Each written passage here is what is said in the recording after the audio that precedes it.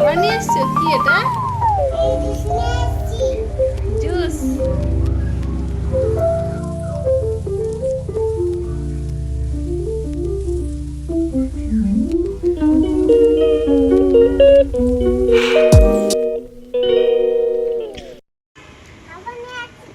খাবার নিয়ে এসছো আমার জন্য? কই তোমার জন্য? আমার জন্য কোথায়? আমার জন্য কোথায়?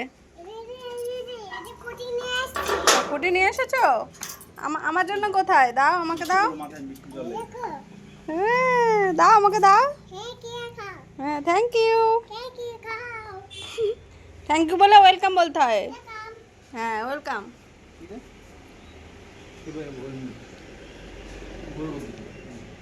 নাও, খাও। যাও ঘরে গিয়ে খাও, ঘরে বসে খাও। চলো বসো, বসো। হ্যাঁ, বসে খাও।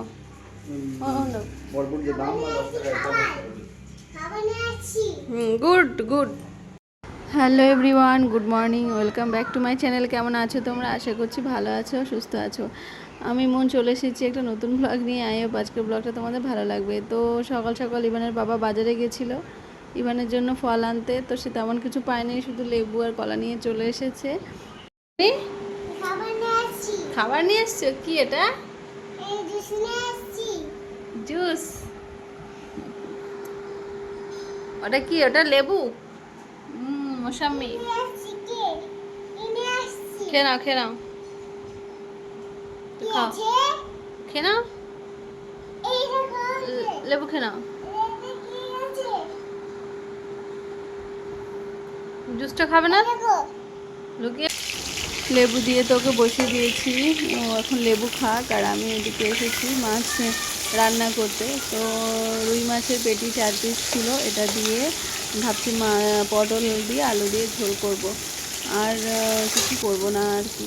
তো মাছ ভাজা আমার হয়ে গেছে, আর পটলটা আলুটা কেটে নিয়েছি। পটলগুলো একটু পেকে পেকে গেছে। বর্ষাকালের পটল রান্না একদম ভাল লাগে না, পটলের ঝোলও খেতে ভাল লাগে না, মানে সব কিছু শুকনো শুকনো খেতে ইচ্ছা করে। বর্ষাকালে ঝোল ঝাল পছন্দ হয় না আমার একদমই। কিন্তু ইভানের পাপা পটলের তরকারি খেতে খুব ভালোবাসে। তো ভাবলাম মাছের ঝোল শুধু করব, ওই পটল কটা আছে দিয়ে দিই। কিন্তু পটলটা পেকে পেকে গেছে, কাটতে একটু অসুবিধা হচ্ছিল। পাকা পটল মানে কাটতে একটু প্রবলেম হয়, মানে খোলা যায় না ভালো করে আর কি। যাই হোক, আমি তেল দিয়ে একটু জিরা ফোড়ন দিয়ে দিয়েছি, একটা পেঁয়াজ দেব, আর বাটা মশলা কিছু দেব না, কারণ বাটা মশলা বাটাবুটি করতে এখন কিছু ভালো লাগছে না। আর কি বলে, আর একটু তেজপাতা দিয়ে দিয়েছি, হালকা একটা ফ্লেভার আসবে, ব্যাস হয়ে যাবে। আর যদিও আদা একটু দিলে ভালো হতো, কিন্তু আদাটা নেই, আর বাজার করা হয়নি, বাজার করতে হবে। তারপরে সব মশলাপাতি ঠিকঠাক আর কি দেওয়া যাবে আর কি। যাই হোক, শুধু ভাবলাম একটা পেঁয়াজ দিই, পেঁয়াজ ছাড়া তো ভালো লাগবে না মাছটা। একটু আদা বাটা দিলে তাও পেঁয়াজ ছাড়া করলে ভালো লাগতো, কিন্তু আদাও দিচ্ছি না, তাই একটা পেঁয়াজ দিলাম, আর জিরা তেজপাতা সোমবার দিয়ে এটা রান্না করবো আর কি। যাই হোক, রান্না করতে করতে তো অনেক কাজ থাকে জানোই তো, এটা করা ওটা করা, এই পরিষ্কার করা ওই পরিষ্কার করা করতেই থাকি। আর ইভান তো বারবার রান্নাঘরে চলে আসে, তো আবার ওকে রান্নাঘর থেকে আবার ঘরে দিয়ে আসি, এই করি। কিন্তু আজকে ইভানের পাপা বাড়ি আছে, কিছুক্ষণ পরে আবার চলে যাবে। তো তার মধ্যে আমি রান্নাটা করে দেব, কারণ ও পটলের তরকারি খেয়ে যাবে, এর জন্যই আর কি। তো যাই হোক, পটলটা আলুটা একটু ওই তেলে একটু ভেজে ভেজে নেব, অল্প লবণ দিলাম, একটু হলুদ দিলাম, আর কোনো মশলা অ্যাড করব না। অ্যাকচুয়ালি হালকা খেতে আমার বেশি পছন্দ হয়, কারণ বেশি মশলা খেতে পারিও না, আর আগের মতো অত ইচ্ছে করে না, হালকা পাতলা খেতেই ভালো লাগে আর কি। যাই হোক, আর বর্ষা হলেও কিন্তু মাঝে মাঝে খুব গরমও লাগে, গুম হয়ে থাকে ওয়েদারটা, সেই জন্য মানে গরমের মধ্যে আর বেশি রিচ খাবার খেতে ভাল লাগে না, এই জন্য একটু হালকা করেই রান্না করছি আর কি। যাই হোক, আমার প্রায় কষানো হয়ে গেছে। একটু সত্যি পটল আলু তরকারিতে আদা বাটা দিলে ভালো হতো, কিন্তু আদাটা ছিল না বলে ভাবলাম আজকে দেখি এরকম করে রান্না করে ভালো লাগে কি না। যাই হোক খুব ভালো লেগেছিল, খারাপ লাগেনি। জাস্ট হালকা জিরা সম্বারটা দেওয়া হয়েছে, তো এর জন্যই ফ্লেভারটা ভালোই এসছে, অতটা খারাপ লাগেনি আর কি। যাই হোক আমার রান্না করতে করতে ওইদিকে জামা কাপড় ভিজিয়ে দিয়েছি, ওগুলো কাচবো রান্নার শেষে, কারণ জলটাও চলে যাবে 2টোর সময়, এর মধ্যেই আমার সব কাজ করতে হবে। তো পটল রান্না করার পর মনে হচ্ছে যে শুধু পটল আলুর ঝোল করব মাছ দিয়ে, তো ভেন্ডি কটা আছে, ভাবলাম যে একটু ভাজা ভাজা করি তাহলে ভালো হবে। আবার অনেকে বলে যে এক পদ দিয়ে ছেলের মায়েদের নাকি খেতে নেই, তো সেই কথাটা বারবার মনে পড়ে, কিন্তু কি করব, আর সময় থাকে না, ওই জন্য এক পদ রান্না করে রাখি, কিছু করার থাকে না যখন। তো ভাবলাম ঠিক আছে, তাও ঝোলটা হতে হতে আমার ভেন্ডি কাটা হয়ে যাবে, তো ভাবলাম ছুরি দিয়েই কেটে নিই ভেন্ডিটা, ভাজা ভাজা করি, আর কিছু করব না। আর ডাল একটু ইচ্ছা করছিল করতে, কিন্তু ইভানের পাপা বললো দেরি হয়ে গেছে আর তোমার ডাল রান্না করতে হবে না, আমি বেরোবো একটু পরে। ঠিক আছে তাহলে শুধু ভেন্ডিটা ভাজি, ভেন্ডি ভাজতে তো সময় লাগবে না, এদিকে মাছের ঝোল প্রায় হয়ে গেছে।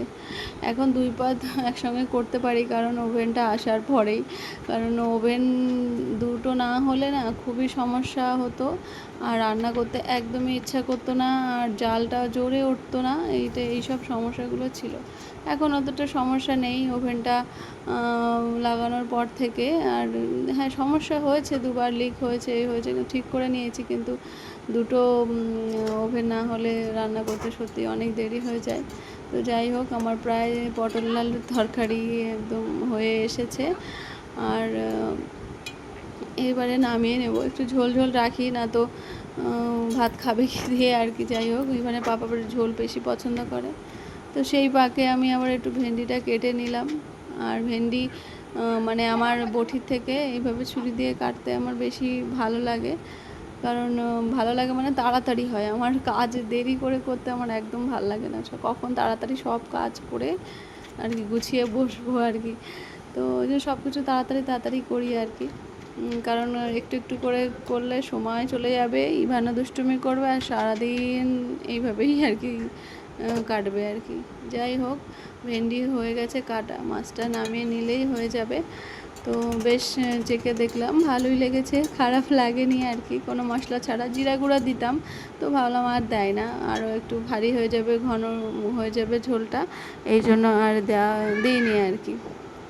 যাই হোক একটুখানি লবণ লবণ লাগছিল, তো ভাবলাম একটু কর্নফ্লেক্স ছিল, তো কর্নফ্লেক্স দিয়ে দিলাম যাতে লবণটা টেনে যায়, তো কারণ আবার লবণ হয়ে গেলে তো আবার মুশকিল হয়ে যাবে। তারপর দেখলাম না ঠিকঠাক হয়েছে, বোঝাও যায়নি, এটা হচ্ছে আমার টোটকা, কারণ লবণ টবণ হয়ে গেলে আমি এরকম কিছু একটা দিয়ে ঠিক করে নিই আর কি। যাই হোক বোঝাও যায় না ওটা কর্নফ্লেক্স দিয়েছি না কি দিয়েছি।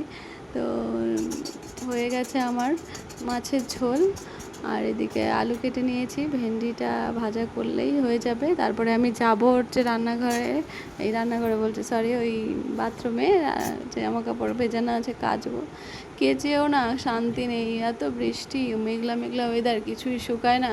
আবার জানোই ছোটো বাচ্চা থাকলে বিছানাপত্র কি নোংরা হয়ে থাকে, ভিজে স্যাঁত স্যাঁত করে, গন্ধ হয়ে থাকে, খুব বিরক্ত লাগে, কিন্তু কী করবো, ধুতে তো হবে, আর এই ফ্যানের হাওয়ায় কতটা শুকাবে, তাই না।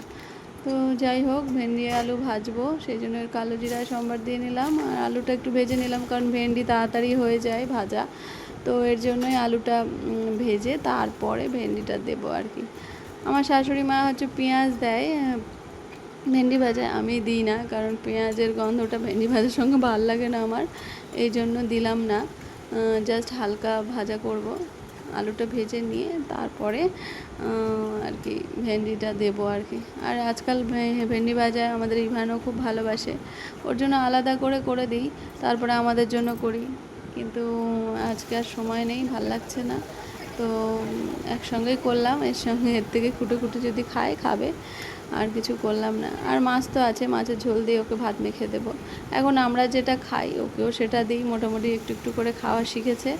তো যাই হোক আলাদা করে আর কি করবো, আলাদা করে করলেও না ও একদম খায় না, তো আমরা যখন দুজনের ভাত বাড়ি তখন ওর ভাতটাও বাড়ি, তখন আস্তে আস্তে দেখে দেখে শিখেছে খেতে হবে। আবার আমাদের ভাত ইয়েলো থাকে, ও আবার ইয়েলো ইয়েলো বলে যে হলুদ হয়ে আছে খাবো আমি ভাত, আমারও করে দাও। তো আমি আবার তখন আবার ঝোল দিয়ে ওকে সুন্দর করে মেখে দিই। আগে ও কী করে মাছটা খেয়ে নেয়, তারপরে হচ্ছে ভাতটা খায়। তো যাই হোক, যেরকমভাবে পারলে খায়, খেলেই হলো, তাই না? খাওয়াটাই দরকার।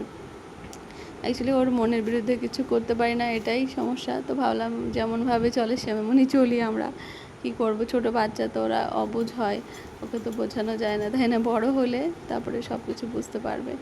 তো যাই হোক, একটু খেলে ভালো লাগে, কিন্তু না খেলে তো একদমই ভাল লাগে না। তো তখন ওই খিদা পেটে জেদ হয়ে যায়, কান্নাকাটি শুরু করতে থাকে, এই হচ্ছে সমস্যা। আর আমার এদিকে ভেন্ডি ভাজা প্রায় হয়ে গেছে, এবার একটু জল খেয়ে নিলাম, কষ্ট হচ্ছিল, গরম লাগছে। আর রান্নাঘরে তো জানো এমনিতেই গরম লাগে, বর্ষা হোক আর গরম হোক, আর রান্নাঘরটা বদ্ধ থাকে, সেই জন্য একটু গরম বেশি লাগে। আর হয়ে গেছে আমার এই যে ভেন্ডি ভাজা। তো চলো দেখিয়ে দিই তরকারিটা। এই যে দেখো, মাছের ঝোল, আলু পটল দিয়ে, আর হচ্ছে ভেন্ডি ভাজা, ব্যাস এইটুকুই আজকে দুপুরের মেনু। আর কি লাগে আমার তো একটা দিয়ে হয়ে যায়, কিন্তু আবার বলে টলে দেখে তাই। তার আগে একটু ঘি দিয়ে ভাত দিয়েছিলাম, খেয়ে ওইটুকু ছেড়েছে। আর ফল তো আছে, দেখলে লেবু খেয়েছে, এটা ওটা খেতে থাকে টুকটুক করে। আর আমাদের সঙ্গে আবার দুপুরবেলা ভাত খাবে। আর বলে বাবাকে বকে দাও, বাবার বই নিয়ে টানাটানি করছে, বাবা বকেছে, তারপর আমাকে বলছে বাবাকে বকে দাও। সারাক্ষণ বাবা থাকলে বাবার পিছিয়ে পিছিয়ে ঘুরে বেড়াবে, বাবা যেটা করবে সেটার কপি করতে থাকে, এইগুলোই করতে থাকে। বললাম চলো বাবা স্নান করে নাও, না এখন আমি স্নান করব না, দুষ্টুমি করবে। দেখো আমার বন্দুক দিয়ে আমাকে গুলি করছে। তো আসবেই না। দেন তারপরে আমি কাচাকুচি করে স্নান করে এসেছি, তো এবারে যাব খেতে। তো চলো একবারে খাওয়ার সঙ্গে দেখা হচ্ছে। এই যে খাবার নিয়ে বসে পড়েছে ইভানের পাপা।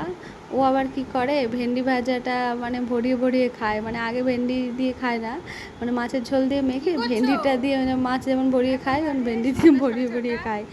তো যা সেই একটা অভ্যাস, ছোটো থেকে এরকম অভ্যাস ওর, তাই এইভাবেই খায়। তরকারিও কোনো নিরামিষ তরকারি হোক যাই হোক, মানে ওরকম করে খাবে আর কি, ঝোলটা দিয়ে মাখবে, তরকারিটা ভরিয়ে খায়।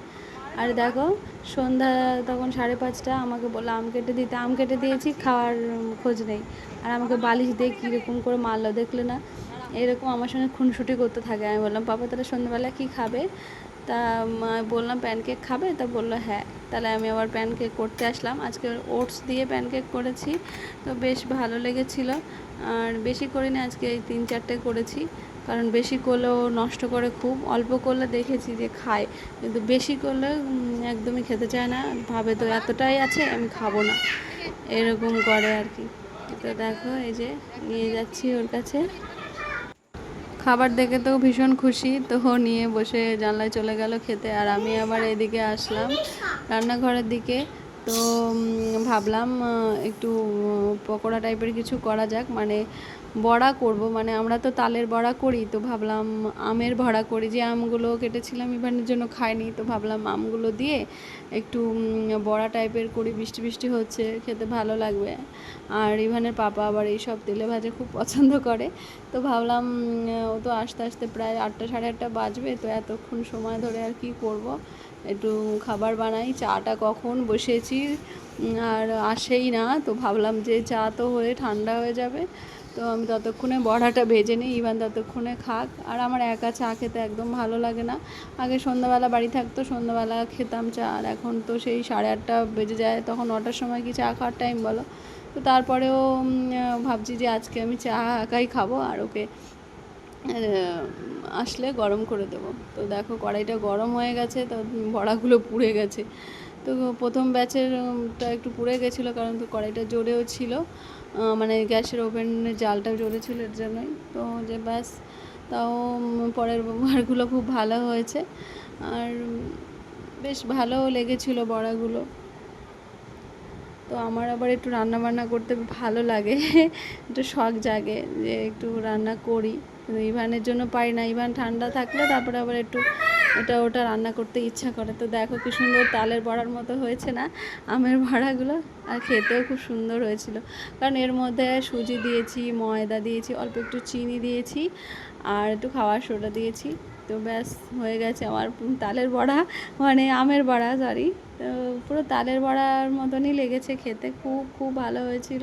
আমি বেশি খাইনি, একটা দুটো খেয়েছি, কারণ আমার খেলে আর দেখতে হবে না, মানে সেই দিনটাই একদম নষ্ট হয়ে যাবে, এর জন্যই। তো আমার রান্না করতে খুব ভালো লাগে, এই জন্যই আর কি করেছি। তো সন্ধ্যাবেলা টিফিন হিসাবে ইভানের পাপা সে খেতে পারবে, এর কারণেই আর কি করলাম। তো ভাবলাম যে যাক, সে দেখে খুশি হবে, চায়ের সঙ্গে খেতে পারবে। তো দেখো এই কটাই করেছি আর কি, বেশি করিনি, মোটামুটি 3-4 জন খেতে পারবে আর কি, অল্প অল্প করে খেলে। ব্যাস কি সুন্দর লাগছে না দেখতে, বেশ নরম হয়েছে। আর আমি তখন একটা করতে করতে একটা খেয়েছিলাম, তাতে দেখলাম যে মিষ্টি ফিষ্টি ঠিক আছে, খেতেও বেশ মজা হয়েছে। তো আমি চা না খেয়ে খেতে পাচ্ছি না। আর এদিকে চলে এসেছে ইভানের পাপা, তো দেখো কত আনন্দ, বাবা আসলে খুব আনন্দ হয়। বাবা হচ্ছে খাবারের দোকান। হ্যাঁ প্লিজ দা, হ্যাঁ দা দা দা। ওই ওই দেখো কি খাবার এনেছে, দেখো তো, তোমার প্রিয়। অনেকক্ষণ ধরে অন্য কিছু বলে রেখেছি, অনেক অনেক কিছু বলে বলে বলে। ইভানের পাপা আসার পরে আমরা চা খেয়েছি, আর এই যে ইভানের পাপা আর ইভান খাচ্ছে ওই ঘরে বসে তালের, মানে তালের সরি আমের বড়া।